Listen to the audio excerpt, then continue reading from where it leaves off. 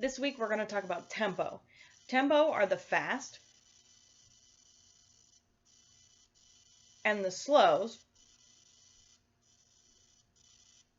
of music.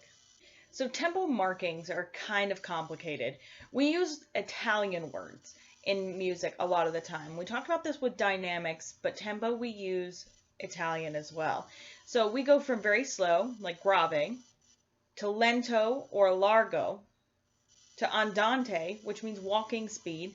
This is our medium tempo. Usually we're playing at this when we're not trying to be too fast or too slow. Allegretto is just a little bit faster than andante. Allegro is our natural fast, and presto is very fast. It's like if someone was doing a magic trick and went presto, then hopefully that magic trick is going to happen super quick. If not, probably going to be bored. We also use something called BPMs, or beats per minute, as a way to keep our tempo. Musicians use this in what's called a metronome to help practice good tempo techniques. Because if you have a really slow tempo, a lot of the times we're going to want to rush. And then if we have a really fast tempo, sometimes we slow down. So a metronome is used as a way to keep us from doing those things. So why do we use different tempos in music? Why not just use the same one? There's a couple of reasons. Number one being, it keeps us interested. We don't have to keep the same tempo all the way through a piece of music. Actually, a lot of pieces of music dating back to the medieval era have used more than one in different movements. A very common thing to do is to have the first movement of a piece, or the first part, the first idea, to be either a medium tempo or a fast tempo. Then the second one to be slow, and then the last one to either be the fastest or somewhere in between medium and fast. It keeps people's attention and it makes them focus.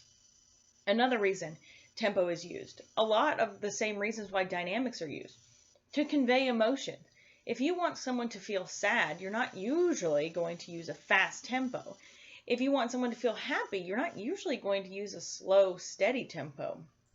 So emotions play into how we pick our tempos as composers.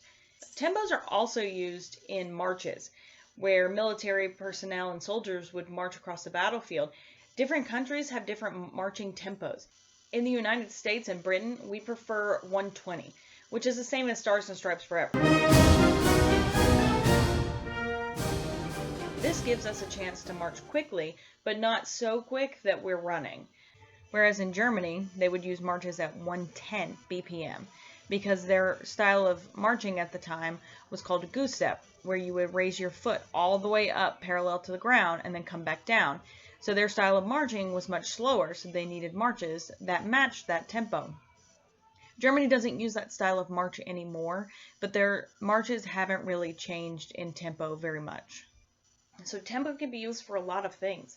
I'm going to attach below a couple of songs. One will be fast, one will be medium, one will be slow. And we're going to talk about those songs here in the next coming days, about why they chose the tempo that they did, what the BPMs are, and other things like that. So I'll see you tomorrow with our fast song. Bye.